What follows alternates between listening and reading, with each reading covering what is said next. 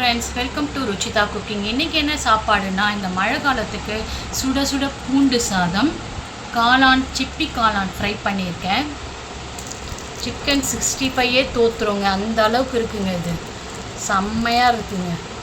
இது தயிர் பச்சடி. வாங்க சாப்பிட்லாம். கைப்பிடி அளவு பூண்டு எடுத்துகிட்டு நல்லா கிரைண்ட் பண்ணிக்கலாம். இடித்த பூண்டு, 2 ஸ்பூன் மிளகாத்தூள், கடுகெண்ணெய் எடுத்தாச்சு. இது மூணையும் நம்ம மிக்ஸ் பண்ணிக்கலாம். இடித்த பூண்டு, மிளகாத்தூள், இந்த கடுகு எண்ணெய். நான் இந்த பிராண்டு கடுகு எண்ணெய் தான் யூஸ் பண்ணுறேன். ரொம்பவே நல்லாயிருக்கு. கடுகு எண்ணெய் 2-3 ஸ்பூனு, 2 இல்லைன்னா 3 ஸ்பூனு. உங்களுக்கு தேவையான அளவு உப்பு எல்லாத்தையும் கலந்துட்டு நம்ம போயிட்டு ஒரு கடாயை வச்சிடலாம். 200 கிராம் பாசுபதி ரைஸை நம்ம அரை மணி நேரம் ஊற வச்சுட்டு வேக வச்சு வடிகட்டி எடுத்துட்டோம். 1 ஸ்பூன் கடுகு எண்ணெய் ஊற்றிட்டு அது நல்லா காஞ்ச உடனே நம்ம அரைச்சி வச்சுருக்கோம் இல்லையா, அந்த பூண்டு பேஸ்டெல்லாம் போட்டு வதக்கிடலாம்.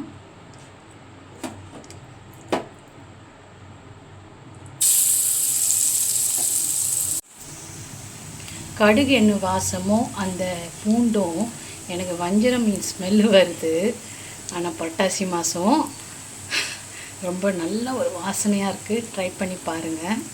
4 ஸ்பூன் கடுகு எண்ணெய் யூஸ் பண்ணியிருக்கேன். அந்த பூண்டு நல்ல பச்சை வாசனை போயிட்ட பிறகு தான் நம்ம அரிசியை சேர்க்கணும். அதுக்கு முன்னாடி சேர்த்துட்டிங்கன்னா பூண்டோட ரா ஸ்மெல்லு ரொம்ப நாக்கு எரியும். பார்த்து செய்யுங்க. நம்ம பாசுமதி ரைஸை சேர்த்துடலாம். சேர்த்துட்டு நல்லா ஈவனாக கலந்துக்கலாம்.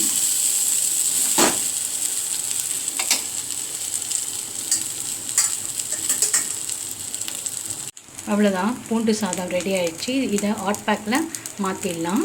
பூண்டு பொடியாக கட் பண்ணது, ஒரு 10 காஞ்ச மிளகா, இது ரெண்டுத்தையும் நல்லா கடுகு எண்ணெயில் ஃப்ரை பண்ணி எடுத்துக்கலாம். ஃப்ரை பண்ண பூண்டு காஞ்ச மிளகாவை இதில் நம்ம கொட்டிக்கலாம். கொட்டிட்டு ஹாட் பேக்கை டக்குன்னு மூடிடலாம். இதுதான் ஆயிஸ்டர் மஷ்ரூம். இதை வச்சு தான் நம்ம ஒரு ஃப்ரை பண்ண போகிறோம். இன்றைக்கி ஆயிஸ்டர் நம்ம எடுத்துக்கிறோம்.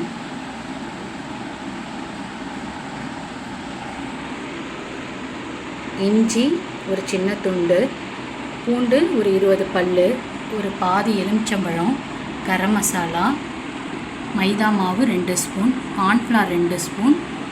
காரம் எங்களுக்கு நிறைய வேணுன்றதுனால நான் 2 ஸ்பூன் போட்டிருக்கேன். உப்பு, ஒரு வெங்காயம், 2 ஸ்பூன் தயிர். இதெல்லாம் போய் மிக்சியில் போய் நல்லா அரைச்சிட்டு அந்த ஆயிஸ்டர் கூட சேர்த்துடலாம். சிப்பி காளானை நல்லா கழுவிட்டு வந்துட்டேன். இஞ்சி பூண்டு வெங்காயம், தயிர், எலுமிச்சம்பழம் அதெல்லாம் அரைச்சிட்டு வந்துட்டேன். அதை ஊற்றிக்கலாம்.